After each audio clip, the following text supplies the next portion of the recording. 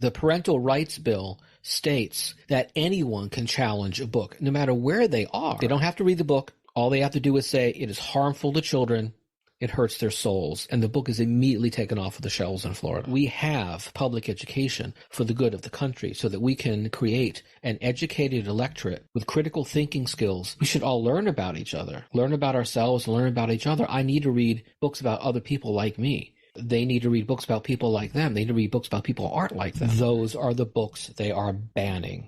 The books the kids need. Go to the marches, go out there, get out there. Make sure the books are available. We'll keep doing what we're doing because direct action is where it's at.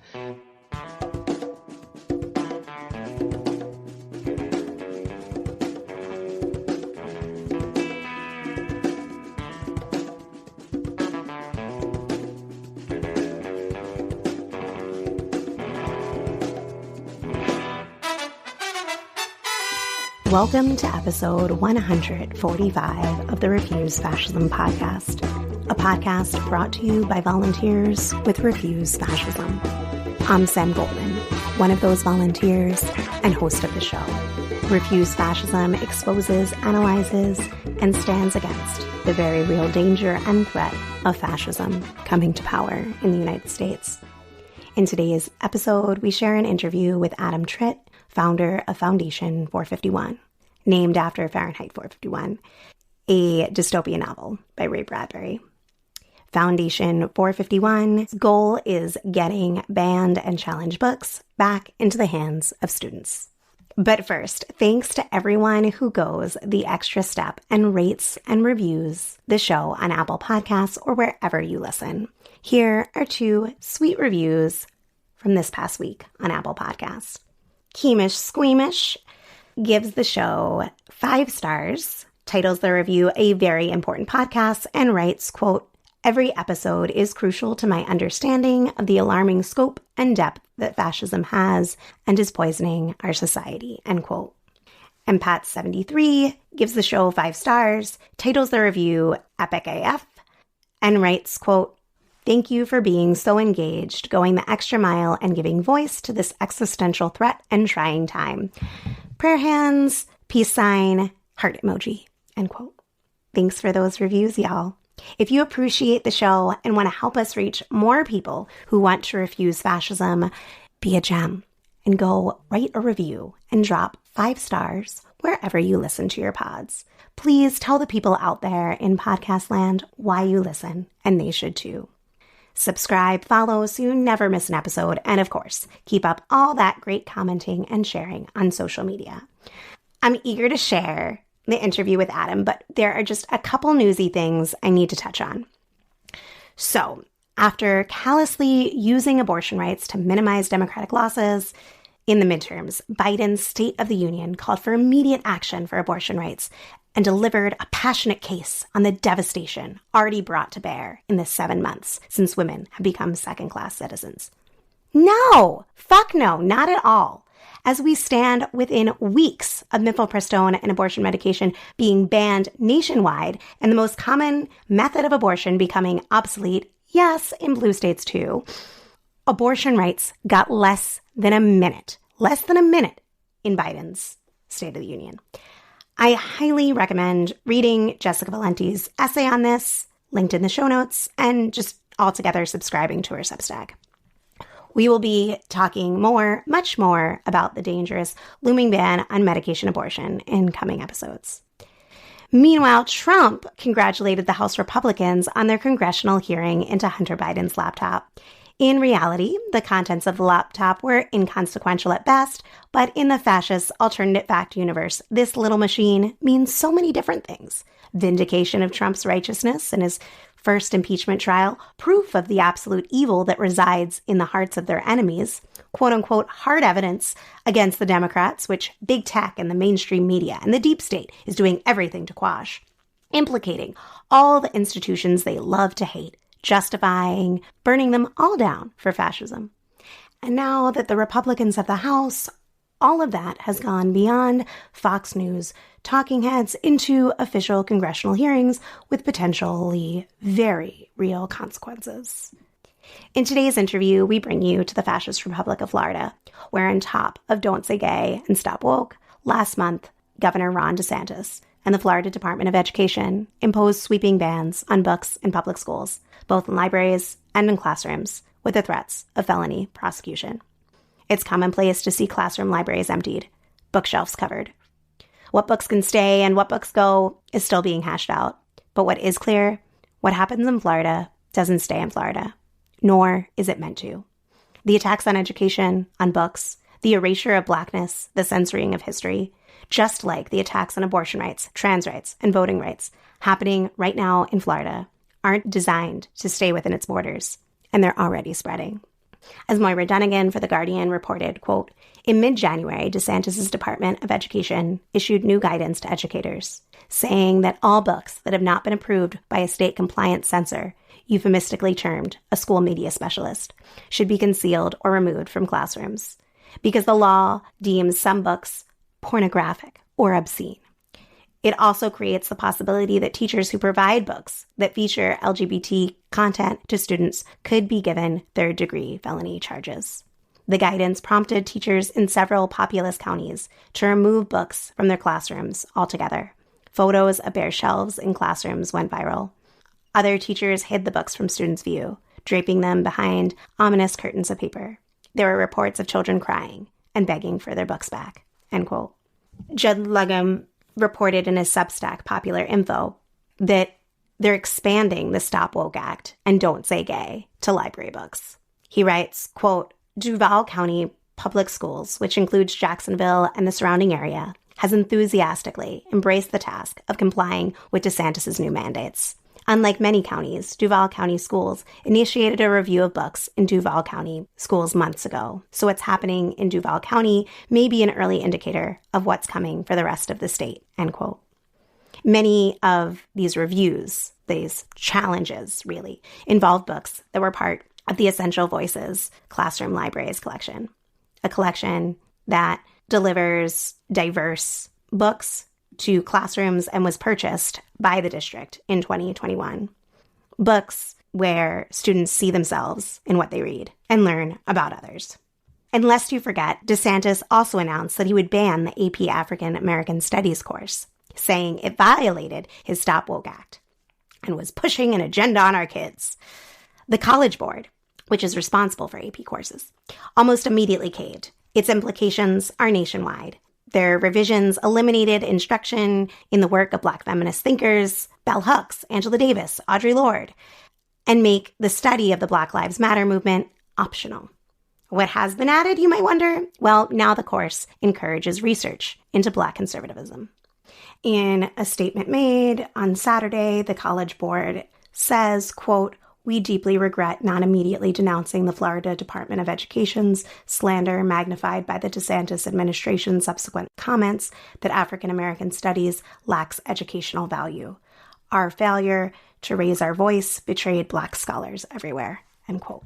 And this fascist assault is not limited to K-12 education, as DeSantis has announced an extensive agenda to remake the state's public universities to ensure higher education, quote, is rooted in the values of Western tradition, end quote. This includes tighter control on faculty hiring and prohibitions on diversity, equity, and inclusion programs. With that, now here's my conversation with Adam.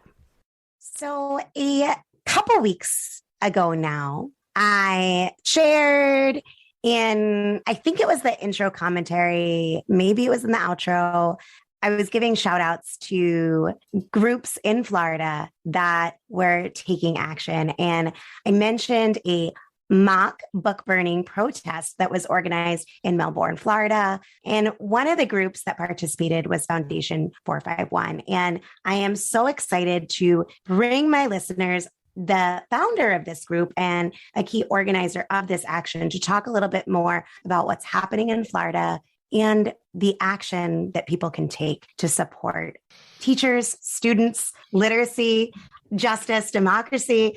And I am really happy to welcome onto the show Adam Tritt. Welcome, Adam. Thank you.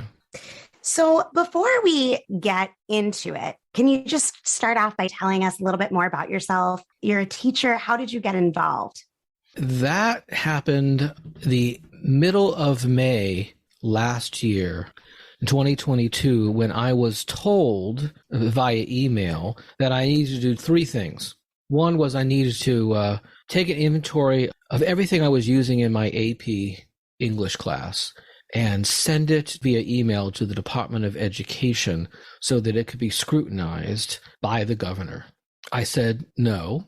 I said that I've been asking for years for textbooks for the class, and took a picture of my filing cabinets. And I said, I scrounge everything together that I use for this class. You are welcome to come down here and rifle through these cabinets and look at the things that I use. I never heard back from them. The other thing was an email about a week later that told me I needed to take Slaughterhouse-5 and The Kite Runner off of my shelves immediately and not allow access to the students.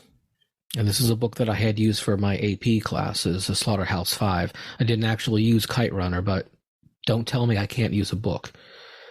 So I had to remove those books. I had a whole class set of Slaughterhouse-5 that we were about to get into for the last little bit of class that we had before we broke. I removed them from the shelves. Then I went to the book room and I took all the other copies of Slaughterhouse-5. And I stored those in my room too, in case they were going to get weird about it, and consign them to the furnace, as has been done with that book before. Well, we don't actually have furnaces. It's Florida, but, wood chipper. That's what the impetus was. In a state where they continuously tell us how important it is to pay homage to, be thankful to our veterans, they had me take a book by an awarded combat veteran who had survived the firebombing of Dresden and wrote about first person about his experience and his mental break, which is what Slaughterhouse-5 really is. It's a first person narrative. Names are changed, but it's his first person narrative. And I'm supposed to take it off of the shelves because children aren't supposed to learn about war. And really what it is, they consider it to be anti-Christian, because he discusses the complicity of Christianity in war and satirizes Christianity. And they don't like the fact that the soldiers curse when they're shot, because they should just politely grab the affected area and mumble something about, I don't know, oh my goodness, I do believe I've been shot. Yikes. There's a sex scene in it they don't like. I'm not sure what would a young soldier traipsing without shoes through the snow dream about when he falls into the snow. And there's a crudely drawn picture of breasts. Heaven forbid. Yes. So it had to come because no high schoolers drawing that in their notebooks, no high schoolers drawing it on their desks or on the lockers. No, it's not there. Kite Runner, of course, has one paragraph where the main character is raped. That is the prime mover in the story. Yeah. But to hear them tell it when they went to the school board, the book is nothing but rape scenes from beginning to end, and is absolutely prurient, and it's pornographic. Sorry if you find that scene pornographic. You need help. You need to seek therapy. Yeah. Those books had to come off the shelf.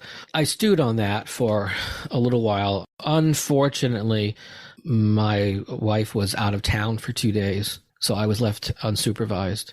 And when she came back, I had already hatched a plan for giving these books out over the summer at a festival or two.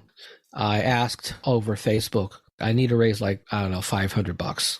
I'll buy them myself if I need to, but I'm a teacher. Please send me a few bucks here and there, or buy some books and send them to me. I'm happy either way, but I'm going to give these books out just because someone needs to give these people the middle finger. I have a long history of direct action, starting with Earth First in my earlier days. Obviously, I've had quite a few earlier days at this point. And I thought, well, I have an idea what to do. I can do this.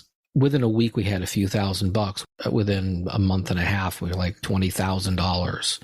And June 2nd, we had our first event, and we gave away 67 books, if I recall. And it's just grown from there. We gave out 120 some odd books at a 5K, and 320 books, I believe, at Pride. 100 some odd books at Juneteenth. 170 books at a Caribbean Heritage Festival. People are hungry for these books. They don't know they exist because largely they're not in the schools anymore. And a third of the students here don't have internet access. They're also attacking the libraries, so you can't really find them in the libraries much of the time either. Cute little ploys like checking the books out and then never bringing them back again. So the book is technically on the record as being there, so they can't purchase another one, but the books don't exist. That's how we got started. It's so righteous what you and the people who you're collaborating with are doing, and a model for so many more people to be taking action. I'm a teacher in Philadelphia. Mm-hmm. And when I was talking... I love Philly. Yeah. I really do. I know I see what's happening just north of you in Bucks. It's ugly. And it's right outside of the city. They're not the only place. I talk to my friends who are just in this Philly bubble, and it's outside of our cozy home, what's happening across the state. A lot of us were struck by how there didn't seem to be for a while a lot of resistance or teachers saying no. What we saw was the emptied out bookshelves, the sad kindergarten libraries with no books, or the sad faces of teachers. And there weren't as many examples of people resisting or people saying no. There was that quote that you had given where you're talking at this mock book burning in Melbourne, and you said, you want to ban books? I'm giving them away. You want me to be quiet about it? Give me a megaphone. I think that spirit of refusal to comply really, really needs to spread, especially when it's happening in schools and our children are watching and seeing how we respond. It's really just oppositional defiance disorder on my part, but it's a good excuse for me. Well, it's a good way to channel it. It's a socially acceptable way to channel it for at least half of the people here. Exactly. Not the ones with power, though. No, they're channeling it negatively and doing great harm. But I just wanted to step back for a minute. When people are looking at these pictures that they see online of the books taken off the shelf, if they're taking a look and seeing the piles of books that have been confiscated or not confiscated, but logged, I guess, for being challenged. Right. Hundreds and hundreds of books, I think thousands of books actually, that have been marked and deemed verboten. What is this about? There's what it's really about, but there's also what is this part of? Why is this happening? What compelled both your administrator to say you needed to take these books away, and what is happening recently in the past few months in Florida as it relates to the attacks on education? I don't really feel the answer is complex, but the question was complex. There were several parts to it. So I'd prefer to take it one part at a time. What is instigating this across the United States and not specifically in Florida is wanting to make a particular portion of our population disappear. I will state that I am of the opinion, though I believe this to be true. This is their opinion. I believe this is their thought process. It's okay if you're Black as long as you understand that you have to strive to be like the white people. And it's okay. We understand that you might be gay. Just don't be gay. Be like the white heterosexuals. And if you hide it, it's fine. Don't let it out. You must emulate the white heterosexuals. And then you're fine. So they want to make these people disappear. A good way to make something disappear is to take away the representation. Take away anything that could wake a student up. And in this way, they will also be shoring up their voting base. I know students do not know these books exist because, if you don't have internet access, even if you do, you don't get on Amazon and say, I wonder what books might strike me as being necessary for me to find who I am. There's no button on Amazon for tell me who I am. I'll give you 2 short stories. By the way, parents are always there when we give our books away. One of their battle cries was parental choice, parental choice. So they come to our tables and they watch us, and the parents come up with their kids and they choose the books together and they scream, that's pornographic, that's pornography, that's pornography. Even a book like Feminist Baby, because this feminist baby doesn't like pants. And you 1-year-old baby button, that's sexualizing children. Like, really? You think so? I think you should seek professional assistance. If you believe a 1-year-old baby butt is sexualizing children, we're not the ones with a problem. Right. You are the one sexualizing children. Yes. If every representation of someone without some clothes on is sexual, then you need help. And they trot out the same little pictures or little frames. And I discussed with them Miller versus California in 1973, Tall Tree School District versus Pico in 82, which says students have First Amendment rights to books that go against the common thoughts of the community. So they have access to these ideas. The community doesn't have to agree with the book for it to be within First Amendment rights. The 73 decision that has created the Miller test. It's where we get Potter Stewart, the Supreme Court Justice. This was a right-leaning court with Berger as the Chief Justice. Potter Stewart is paraphrased, mind you. It was much more legalese than this, but he is paraphrased as saying, I don't know how to define pornography, but I know it when I see it, and this isn't it. So according to the Miller test as defined by that court, if the book has value, as literary or as science or as art, or because it's not confined just to literature, outside of the one passage or the passages that have to do with sexuality, it passes. If the passage itself is necessary for the book, part 2. Part 3, the passage nor the book itself is designed to excite or titillate sexually, then it is literature and not pornography. And certainly The Kite Runner passes that. Feminist Baby passes that. The Handmaid's Tale passes that. They come over to the tables and they see that parents are there and they scream pornography. And then I will walk up to them and I'll say, you said the problem was parental rights. These parents are here with their kids. It is their right. I'm giving you what you want. Yeah. Go away.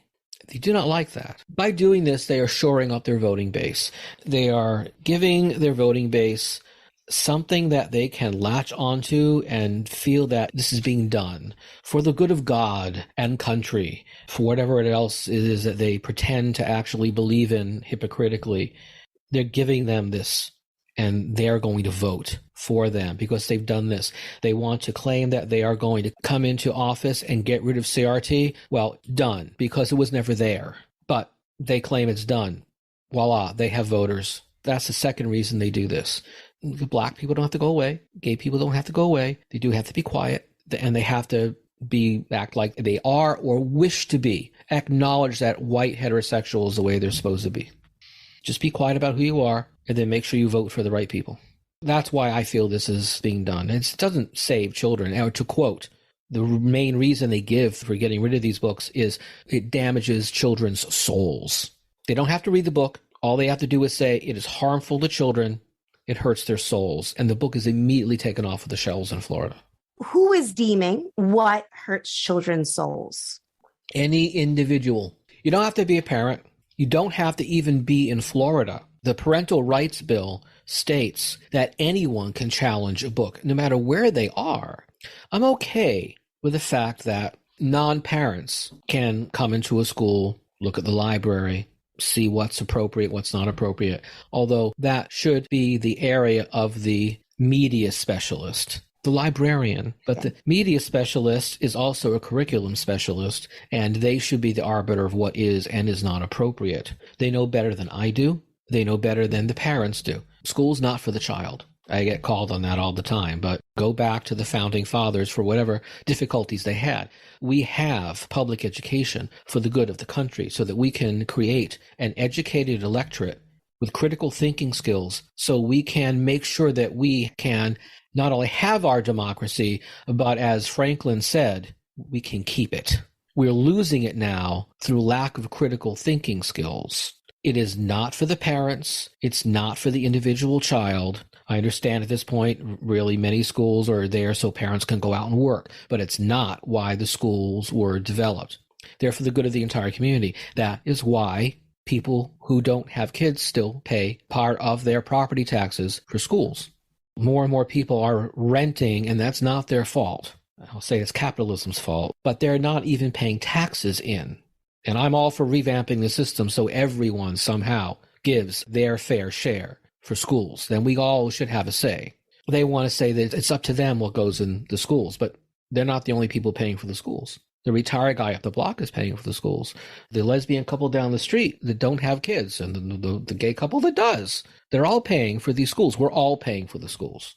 It's not there for the parents to say what their own kid should and should not be reading. Now, maybe they can speak for their own child. But Moms for Liberty started as a group. Their catchphrase was, "We do not co-parent with the government," to fight that schools were mandating masks. Okay, we said, your kid doesn't need to wear a mask. It goes a bit against the science, but your kid doesn't need to wear a mask. That's fine. You want your kid to wear pants? Let's take it to this ridiculous extreme. Whatever. Other kids still have to wear a mask. So they were okay with that. Now they're flipping it. Now I get to tell your kids what to do. I don't like Slaughterhouse-Five. Your kids can't read it. I don't like Forever by Judy Blume. You're attacking Judy Blume? What the hell's wrong with you? I don't like Forever by Judy Blume. No children can read it. Take it off of the shelves. And that's what's happening now all through the United States. Challenges are immediate bans. They argue that with me. I give them the definition of the word ban. It's an exclusion. It is removed from circulation. It is no longer allowed access to. That's how a ban is defined. A book is challenged. It's removed from the shelf. That's a ban. A book is challenged and it goes to a review committee. They start to look at it. That's fine. Still on the shelf in the meantime. That's a challenge. I'm all for that. Let's do that. But they don't do that. And they got rid of review committees in our county, at least in many other counties. So they're not even reviewing the books at this point. They're just stripping the books away. They're saying that they're quote unquote unvetted, but all of them are unvetted. Therefore, they're all banned. They didn't technically get rid of the review committee. They postponed it. There's no time they're bringing it indefinitely? Yes. And they have passed a rule that they will allow on the committee a media specialist, but the media specialist will no longer have a vote. Only the proxy of the school board member will have a vote. Thus, if it's 2-3, the committee is still going to be 2-3. The media specialists, the ones that actually know about these books, will not have a vote. Now, it gets worse. The state does not ban books. The state does have Stop Woke, parental rights law, don't say gay, as it's been called, that says we can't use certain materials. So 1619 Project I can't use. There's a whole bunch of books I can't use, but they're not banned. Only materials in it are banned. So I could maybe show them the cover. This is as far as that will go. So ludicrous. It is. It would be laughable if it wasn't so dangerous. The textbook I am using has Coates in it. Ta-Nehisi Coates, yeah. But Coates was just taken out of the AP curriculum. Along with so many other important scholars. For African American studies, Bell Hooks. It hurts me that Bell Hooks was taken. It hurts me that Robin D.G. Kelley was taken, that Barbara Ransby was taken. So many great books. Mm-hmm. So the state doesn't particularly ban books. Hillsborough County, across the state, that's Tampa and St. Petersburg. On the Gulf Coast, they reviewed this book as gay. They said under no circumstances does this book have any pedophilia in it. It does not promote being gay any more than a book with a heterosexual character promotes being heterosexual. This is not in here. There's no prurience in here. And one of our elected leaders from Tallahassee stepped in and said, no, I want the minutes. I want all of your notes. I will not stand for this. That was 3 days ago. So it's okay for the school boards to make these decisions as long as they agree with the fascists, the politicians up in Tallahassee, as long as they are in agreement. As soon as they're not in agreement, the hammer comes down. That's where we are now. And the agreement needs to be in line with white, cishet, Christian, did I say male dominance? Yes, I think that's accurate, yes. I think that the action that you most recently did, it might not have been your most recent action, but the one that we learned about, I think had such impact in people's minds and hearts because it made the stakes clear and what the implications are of what starts with banning books and where that heads and where that leads. And this is not a new path. It's a well-worn path, and it's an extremely ominous one. And, when I was reflecting on what you were saying about they want populations to disappear from the pages of books because they want them to disappear in reality. I think that there's the import for young people to see themselves in books and to see others that are unlike them. how we build empathy through the most empathetic people. I always think are the deep readers of fiction that have windows into all these different people's lives that are nothing like themselves. It's why people can learn about things that are outside their neighborhood or outside their block. They can also envision a different way that the world can be. We often think about like the stripping away of history and the indoctrination of children in lies, which is true. It's absolutely true and horrific. There's also the stripping away of imagination and the envisioning worlds that could be just. Well, we know that the less fiction we read, the less compassionate we are, the less we can understand where other people are coming from. And it's vitally important in a pluralistic culture, as pluralistic as ours is, that we understand where other people are coming from. On my way to New York to be on the Tamron Hall show, I read, because I was going to be on with Johnson, All Boys Aren't Blue. And I thought, oh crap, one of the books I haven't read yet. So I read it on the way. It's a wonderful book. It reads so smoothly. I always want to talk about their writing style, first of all, which is reads so smoothly, so calmly. It's a joy to read. But what they're talking about is not necessarily joyful. And I realized that some of their experiences, first-time experience, other people have had experiences like that. Gay, straight, otherwise, the experiences have been similar. Experience with abuse, harassment. Okay, I recognize those. It doesn't matter that Johnson is gay and that I'm not. I recognize this experience. Now, let's say I didn't understand that we're all the same. This would help me understand that. This would help anyone understand we're not all that different. And why shouldn't a white kid learn about black kids like that? Or a black kid learn that they're not the only person having this experience? We should all learn about each other, learn about ourselves, learn about each other. I need to read books about other people like me. They need to read books about people like them. They need to read books about people who aren't like them. So we realize that there are differences, and those differences can be celebrated. There are similarities, and we're not that different. We'd be a better country. Again, that does not help promote an atmosphere of us and them, and us and them, and divisiveness helps create fear. Fear generates votes. So it's necessary to keep us divided and factioned. And it's certainly working. The country is balkanizing, as you are aware. And I think even beyond votes, although I'm not discounting that element, it's true. I think that there's also the reality that if you want people to go along with the shredding of civil rights, the shredding of democratic rights, you can't have them in the pages.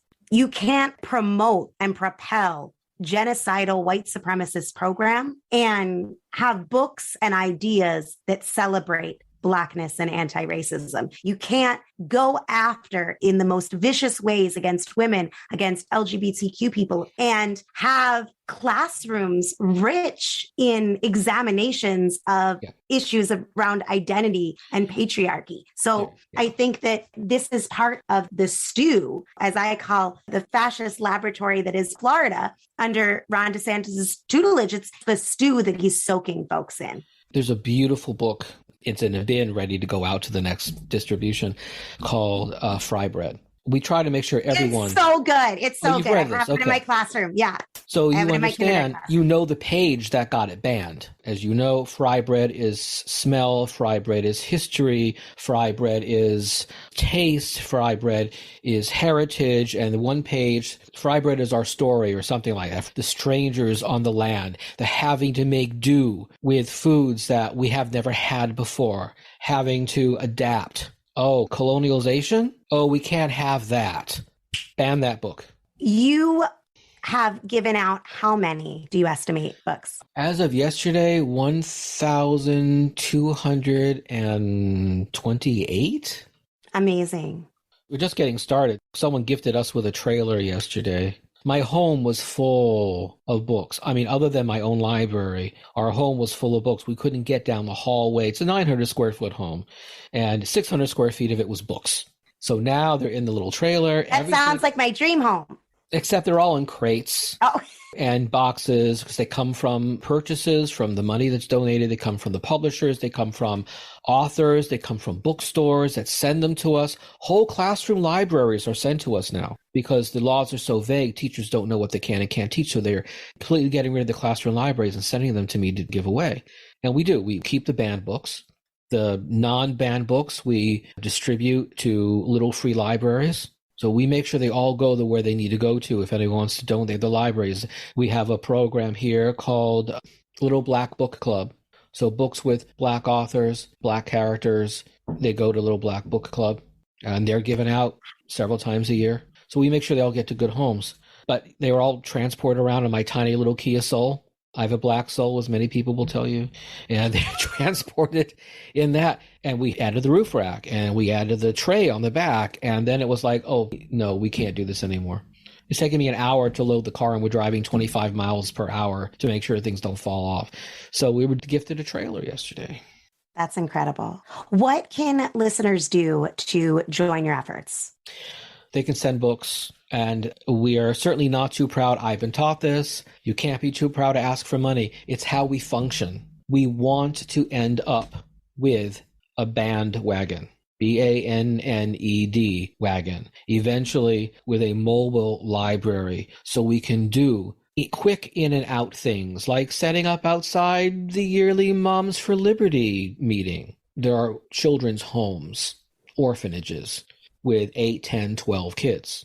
They want us to come there, and we want to. With something like that, we could do that. We could just come and we're already set up. That's a long-term goal. Money. We have a GoFundMe. We have a PayPal. That's how we operate. There's no salaries. I mean, this is a full-time job on top of my full-time job. My wife's a church administrator. By the way, most of our little free libraries have been set up at churches. It really is not a religious thing, as they might have you believe. It's a hypocritical thing, maybe an evangelical thing, but it's not a church or religious thing. We use money to set up little free libraries. Sometimes we build them ourselves. Sometimes we purchase them. We set them in the ground. We stock them. That's another thing that we do. And all of this is done with donations. And for people in Florida who want to volunteer, help with distribution, they should go to your website? Absolutely go to our website. We are building the website now. They can go to the website. They can go to our Facebook site as well. They can certainly get in touch with us that way. And is there anything else that you feel that people should be doing right now to stand up against? I would say go to your school board meetings. Moms for Liberty states that we are doing this the wrong way. We should be going to school board meetings. And we have video. We are at school board meetings. We are there. This is all baloney on their part. I believe they should be voting. Unfortunately, our last election here was an extremely small turnout. When you consider the small turnout and then you look at the individual races, 6% voted in the school board races. We voted in 2 Moms for Liberty and a member of the Proud Boys. We now have a 4-1 majority in their direction, in most cases, a 3-2 in some cases. 6% voted. I know people who didn't vote. I want to wring their necks. They want to complain, but they don't vote. Voting is certainly not all a person should do. Thoreau told us that vote with your whole person, not merely a slip of paper. So I would say go to the marches, go out there, get out there, make sure the books are available. You want to buy some of these books? Buy some of them, bring them to a children's home, orphanage, bring them there. They need the books. Go to your local library and offer to purchase books for them to put on the shelves. Are there any books that are technically here, but they're not here? May I purchase some for you? Yes, they're going to disappear. We need to keep doing it. Put up a little free library. Go to littlefreelibrary.org. Put up a little free library in your yard. Find a church that wants to put one up. Just get together with 10 friends. Each gives $50. Buy, put in, stock the whole thing. It's doable. That's what we should be doing. We should be getting these out there because the access to a broad range of ideas should not be available only to people with money and internet access and transportation. We had a young lady come to our table. She saw the book Crank, which is banned in our county. She looks at it. She puts it down. Another woman came over, picked up the book, handed her, and said, "This book saved my life." Those are the books they are banning. The books the kids need. Girl came over to our table 4 times. She picked up This Book is Gay. put it down when someone came over, came back, picked it up, someone came over, she went away. She came back when the table was empty, someone came over. This happened again and again. The fourth time, she just picks up another book and walks away. She came back when the table was empty and whispered in my ear, "Can I change this book for this one?" "Of course you can, dear, whatever you want." And she just cried. Every one of our students gets 2 free books. Adults, we ask for donations. As Marge Piercy put it, it's how we go on. Give if you can. If you can't give, find the books and get them out there. If you can't do that, at least for the love of God, vote. I want to thank you so much, Adam, for sharing your experience, for sharing the work that you're doing with us, for sharing your perspective and insight. And if there was anything that we didn't touch on that you just wanted to add, here's the time. Fascism is evil. America has a history of being anti-fascist, though we are far from perfect. We have had that history. We are backpedaling on that now, where anti-fascism is actually somehow a bad thing and Nazis are okay. No. As an American, as a Jew, no way in hell. We'll keep doing what we're doing because direct action is where it's at. As much as it's worth mentioning the anti-fascist strain of American history, and is worth mentioning that the U.S. joined the fight against the Nazis and the fascist Axis 80 years ago, and that many individuals from this country have contributed to the fight against fascism, it's worth contextualizing with the fascist and proto-fascist history of the United States. We're going up against genocide and slavery at the foundation of this country that so inspired Hitler himself, the Confederacy and Klan, which pioneered the organized tenets of fascism. Jim Crow, repeated Red Scares, Japanese internment, the deep and widespread support for Hitler and Mussolini and their ilk, which very clearly could have won the day in the 30s, and so much more. Because if we're to defeat a fascist America, we have to recognize reality as it is to change it. Thanks for listening to Refuse Fascism. We want to hear from you. Share your thoughts, questions, ideas for topics or guests, or lend a skill. We hope to do our first episode dedicated to your questions really soon, so send them in. Thanks, Dave in Texas, for your great questions. You can tweet me at Sam B. Goldman, drop me a line at Samantha Goldman at refusefascism.org. Reach out to us on Mastodon at mastodon.world/@refusefascism. See the link in the show notes because I might have said it wrong. Or leave a voicemail by visiting anchor.fm/refuse-fascism and hitting the message button. Want to support the show? Hooray! It's simple. Show us some love by rating and reviewing on Apple Podcasts or your listening platform of choice. And of course, follow, subscribe, so you never miss an episode. You can also literally put it on your forehead with our Refuse Fascism beanie. Available at refusefascism.org, and start the convo there. Chip in to support our pod and content creation to help people understand and act to stop the fascist threat. Whether you can give $3 or $30, it all makes a difference in producing and promoting this independent weekly podcast. We are hoping to start a Patreon soon, so if you have ideas on that, please send them my way. In the meantime, give today by visiting refusefascism.org and hitting the donate button. Thanks to Richie Marini, Lena Thorne, and Mark Tinkleman for helping produce this episode. Thanks to incredible volunteers, we have transcripts available for each episode, so be sure to visit refusefascism.org and sign up to get them in your inbox. We'll be back next Sunday. Until then, in the name of humanity, we refuse to accept a fascist America.